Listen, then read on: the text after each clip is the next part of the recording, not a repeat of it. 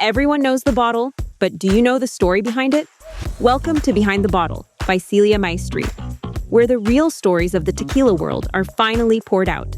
From bold beginnings to industry secrets, it's time for a deeper sip into the lives behind the spirits. Pour a glass, take a seat. The story's just getting good. Welcome to Behind the Bottle, Tequila Tales. Today we have a special guest. Her name is Adriana. Hi, Adriana. How are you? Hello. I'm great. I'm very excited to be here. Thank you for having me. Good. So we're going to have a little conversation so the audience know about you a little bit more. Okay. So, Adriana, tell us about yourself and your background. My background. Interesting background. Well, my background is in engineering. I studied in the Pan American University back in Guadalajara. And it's industrial engineering and then product and design engineering. But then I took a detour to a convent. And I was there for a while, like a year and a half. And then I became a teacher. For 5 years, I was in education. And then I started working with lawyers as an assistant, like intake for workers' compensation and things like that. And then I came to you. That's good. And how we met through your sister, no? Yes, we did. I don't know if you remember when you met me, like the interview we had. Yes, it was through my sister. She invited me to the company. She's friends with another, like Evelyn. She's friends with Evelyn and they did like theater together. So that's how they met. She invited my sister and then my sister invited me to the company. So I just had this interview with Jose and it was a lot of fun. That's good. So your first, job with us, what it was? It was as a project manager. Yeah, for private label So projects.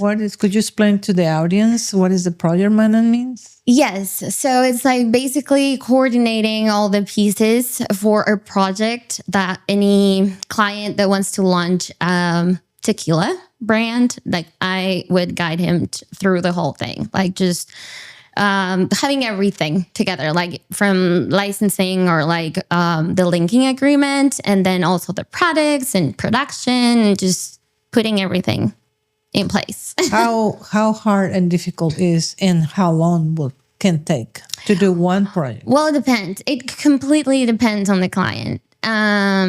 Because some are like ready to go. They have the trademark and they have already defined the looks, and it's just they just need to make it happen. It could be 4 months. But then others are like no trademark, and then they're testing a lot of bottles and like profiles, and they just don't decide. And it could take a long time. But if you have it ready, I actually bottled like 3 brands the last 3 months. And it was, one of them was super fast. So the customer was ready. Yeah, But if so the ready. customer is not from the industry and doesn't know anything about it, how is how you can direct them little by little to understand every single piece of the component to do a private label? Yeah, well, I feel like that's the thing. When they don't know, they wait more on you. Like, okay, tell me what's next. Tell me what's next. And when they think they know something, they like just jump the gun and just produce like a lot of, I don't know, bottles, and they weren't even tested, and now it doesn't work, and to avoid all those things, I feel like walking together and accompanying each other is just basic. And how about the quality control that has to be involved in it? Yeah, that's what I meant when I said like it wasn't tested. Like us, like DVT needs to test everything and I make sure, because they know like the bottling lines. But be more detailed. What they had to test. Oh, they test. People doesn't know what you're talking about. Yeah. So the process would be like this.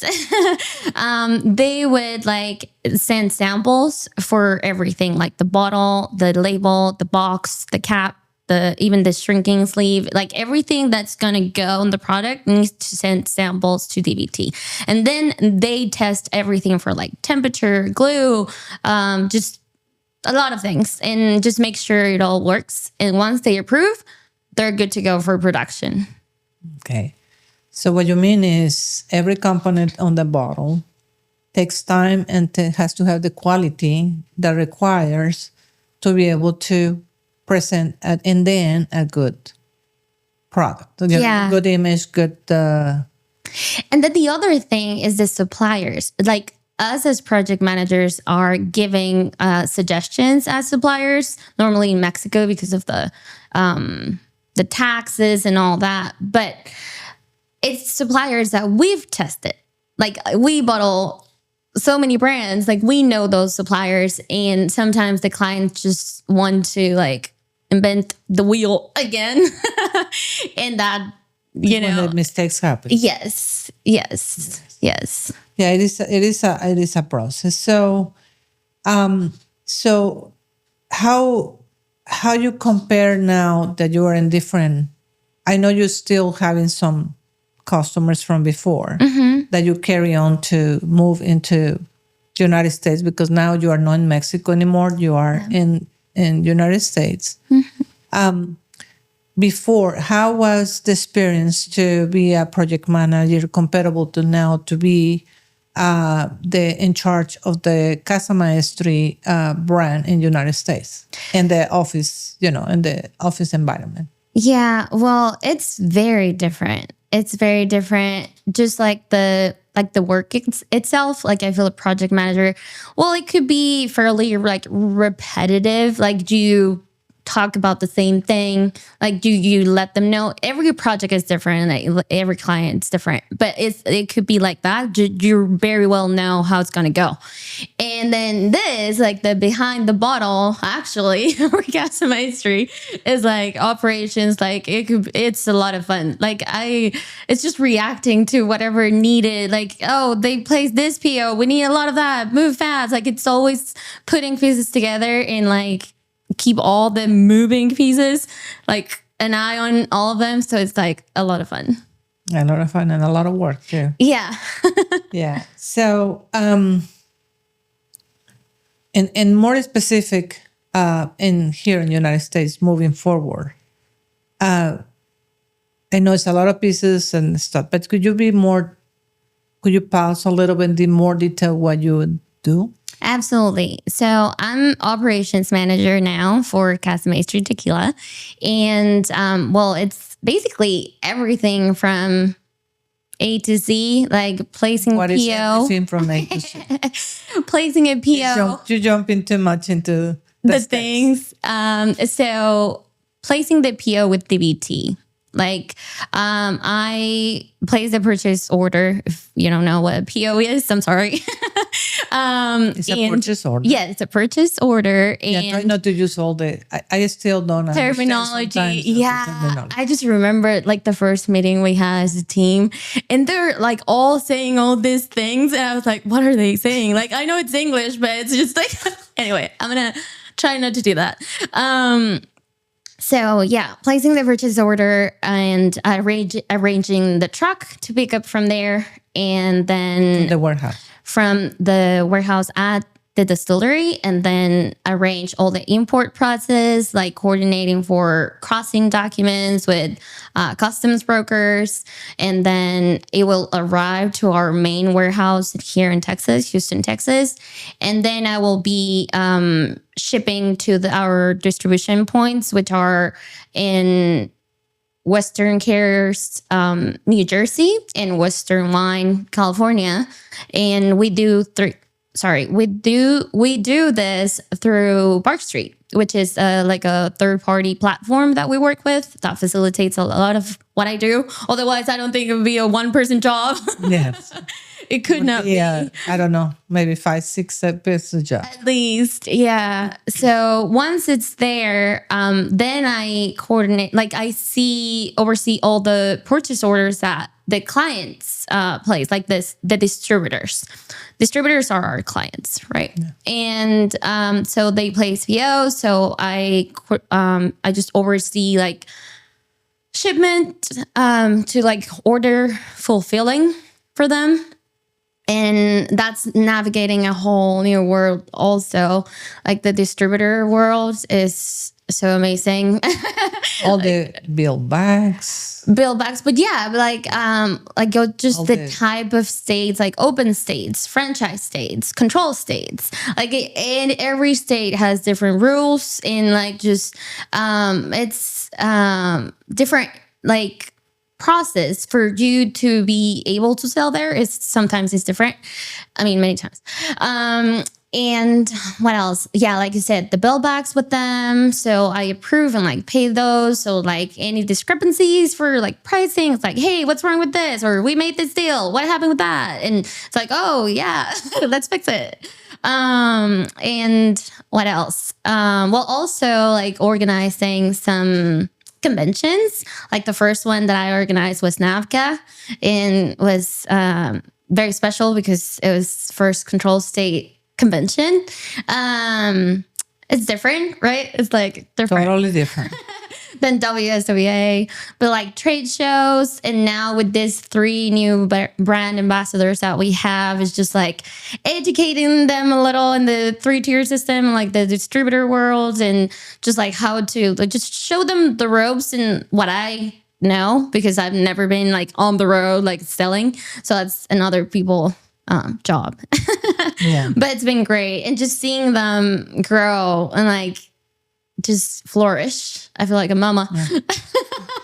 Exactly. But it's a lot involved to coordinate it with the wholesalers. Oh, yeah. And with them. Yeah, the ride-alongs. Booking, like book that with them. And the other thing that we are doing lately that we're adding more is all these festivals and collaborations that we're doing to do brand awareness. Yeah, a lot of them.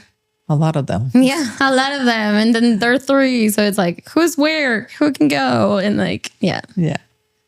But you had to do brand awareness because it's in the store, has to get out of the store. Yeah. I feel like it's like you said one time in WSWA, you said like the industry already knows us well. But now it's the people that need to know us better. And how you work with the marketing team that they are here right now. Oh my gosh. Yeah. Sorry. Yeah, marketing team is amazing. Like you get me anything I need. And it's just like everything you're doing, like just this, you know, like who would think podcast? Like I was telling my family, like I'm recording a podcast with Miss Celia, and they're like, what? Don't you sell tequila? But yeah, it's just great. You keep innovating and bringing all the fun, and like it might sound like dumb, like those sell sheets that I need all the time, or like any flyer, anything that we need, they make it happen. They make it happen quick. So it's just, I love that. Or accelerate more the advertising in this store and this zip code. Oh yeah, the geofencing. Yes. Yeah, we also do that. So I also oversee like depletions, which is like more like the sale to like from the distributor to the retail. So we monitor that too. And it's very important like for them to be pushing all the marketing with the like locally, right? Yeah. So it's a lot of behind the bottle.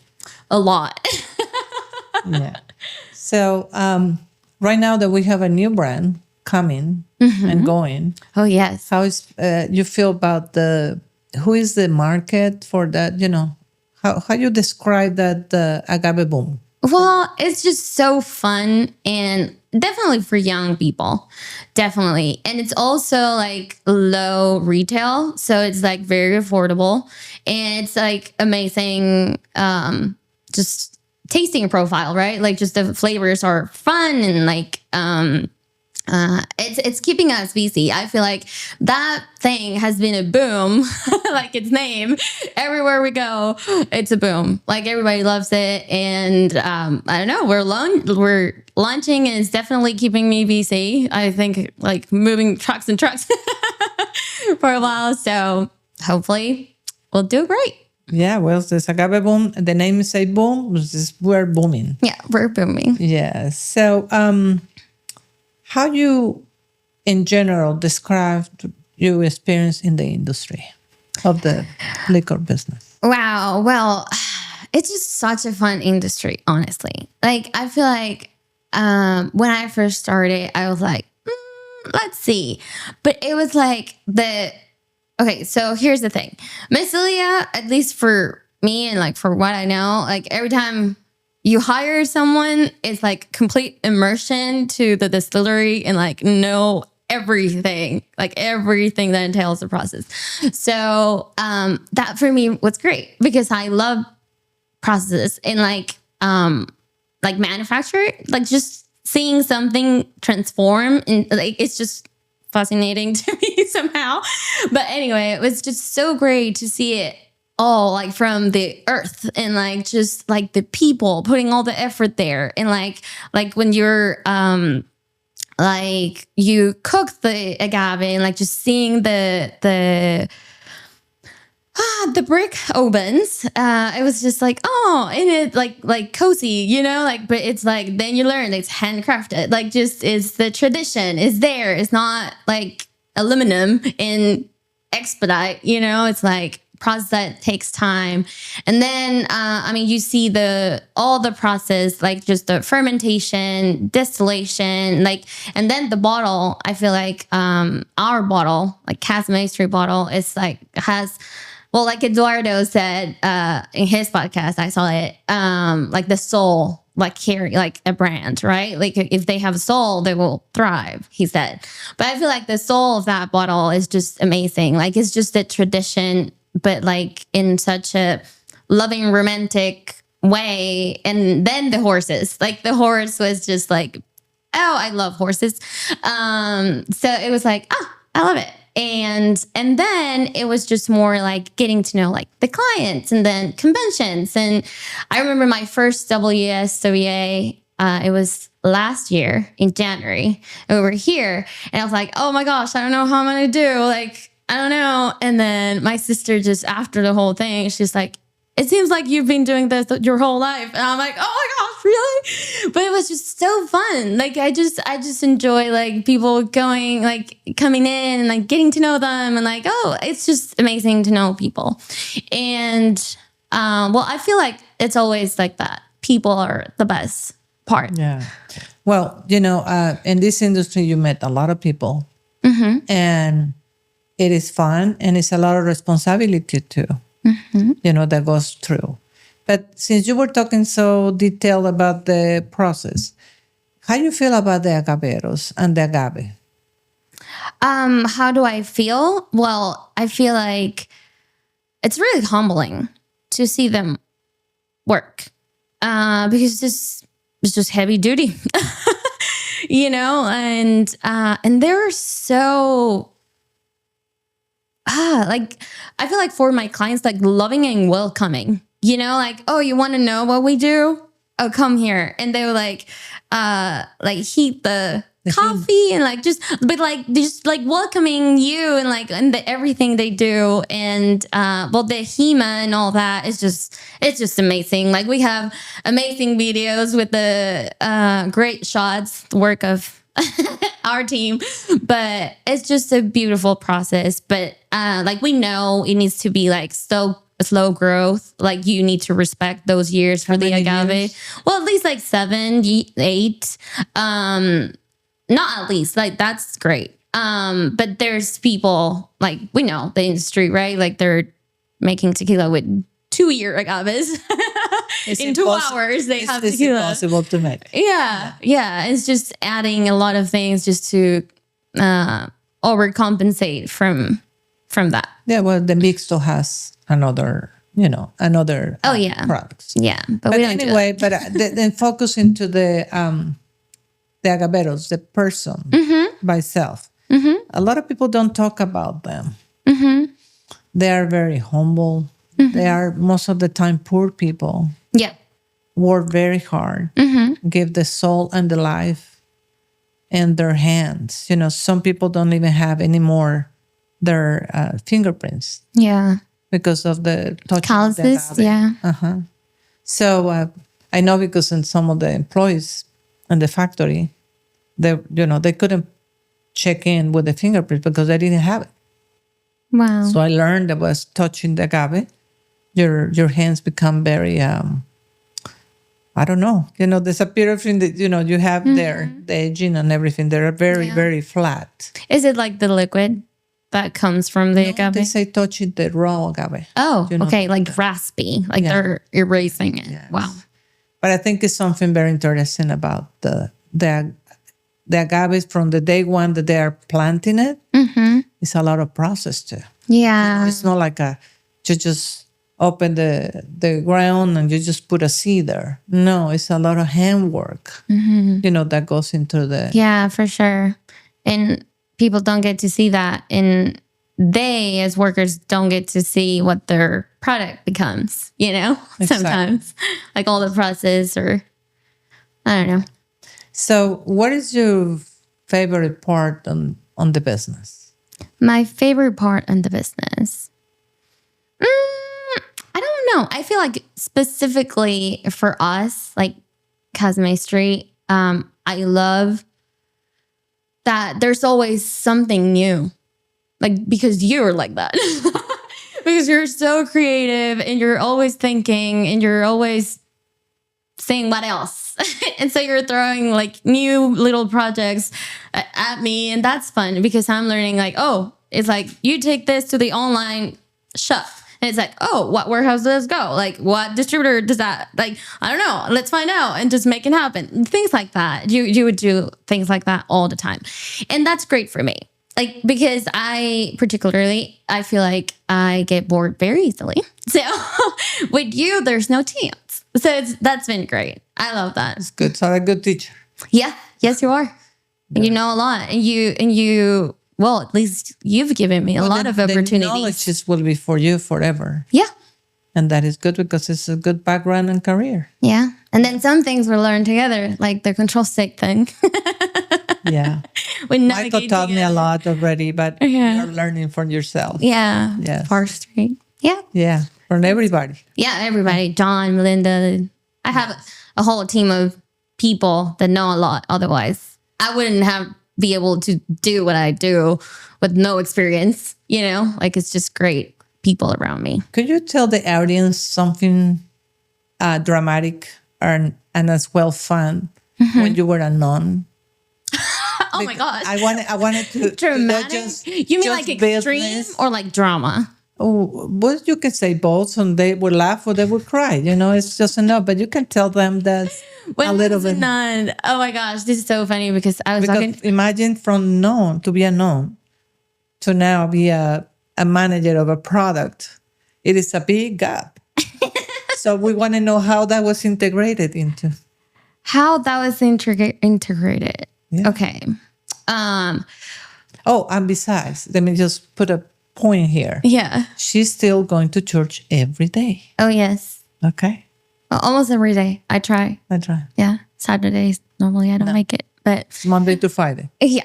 And Sunday as a good Catholic. It's good. Well, that's a big conversation. Funny thing, I was talking to my sister just before coming, and she was like, "Are you going to say that you were a nun?" And I'm like, "I'm pretty sure she thinks that's a fun fact, so she's going to bring it up." So here we go. Oh gosh, I don't know where to start. Like, okay. When I was a nun, I feel like I didn't integrate the working side of life, like just the job. I put a lot of pressure before, like in my 20s, like, 19. I wanted to work in something like super transcendent and like that would mean everything, like will make every difference in the world and no pressure. So it was a lot. And then I became a nun because all the meaning and transcendence and like I found a lot of purpose like finding out about the doctors of the church was a gift for me. I feel like people don't talk about that. Like, even if you're Catholic, sometimes you don't know that there's people, like, it's just like, I love like wise people. Like, I always love to surround myself with like old wise people. Not necessarily old, but wisdom comes with age. And this doctors is like, they have tons of books, and it's like sitting with your best advisor and you can read them, So that was great. I did a lot of that, a lot of reading. And then I just felt like my spiritual side was like, yes, booming. And like, I was always focused on that. But then my human side is like, okay, we're needing something. And God was also pushing me there too. So I went out, and like I said, I worked in education, which was very meaningful with kids, but it pays very bad. And my mom is like, you're not going to leave from this. So she was always lending me money, and it's just like, oh my gosh, like God doesn't want this for me, I'm sure. And then my brother is like, he was always like, oh, you're fairly capable to do many things, so just point your direction. Right. Something. Yeah. Different. Like, it's just, you'll find. And then I started praying a lot while I was working. Like, hey, God, I want to see you here. I want to see you in everything. And, like, there's a lot of people, like, spiritualities that is like, oh, in the small things, like having God in the small things. And experiencing that, but I felt like I couldn't, like, it's just, I need to be with God face to face, like just there. And I know he's there, but if I'm talking to people, I forget about God. and then I started working in a school that was a Catholic school. So we would have like little images here and there, and they would pray at the beginning. So that would like remind me like, okay, yes, we're all one. God, people, me. And that was great. So I feel like I made progress. And then I moved to something that had nothing to do with, like, it was the lawyers. And I just kept growing in that. Like, And then you jump into the tequila business. The tequila. And Which is a sin. A sin? Well, moderation Yes. is not a sin. Yes. I would tell Jesus, drink the wine. And drink the wine. Exactly. It's like, it's a spirit. Yeah. You know why it's a spirit? Yeah. Well, there you go. So it could be spiritual. Yeah. Just don't overdo it. So that was the dramatic side. Yeah. And the fun side was that you are now having a lot of fun. Oh, yes. Like, not so serious now. I just feel like this job, this moment, being here in the United States has been like a full circle moment for me in so many ways. Like, there's so many things, like just seeing you, like, I know, like, you're very spiritual, and that's something that caught my eye when I was doing like this little research before my interview with Jose, and I saw like an article of you, and they would say like, it's so passionate, she's passionate and spiritual and la la la la and resilient, and I'm like, oh my gosh, all that, all that, and I connected with that tremendously. So I was just like, I'm very interested in you. And then I was saying all these praises in the interview, and you jump off like from the you were, I was not seeing you, I didn't know you were there, and you're just like, hey, I'm here, and I was just, okay, I'm embarrassed, but I'm hired, I guess. Anyway, well, we appreciate that you came today. Thank you. And it was a lot of fun, a lot of learning, and we wish you all the best. Thank you. And thank you, everybody, to watch Behind the Bottle, Tequila Tales. Thank you for seeing us today. See you next time. Bye. That's it for today's episode. Thanks for listening to Behind the Bottle, Tequila Tales by Casa Maestri. The next story's already aging to perfection, so don't miss it. See you soon. Don't forget to follow us on social media and your favorite podcast listening platform.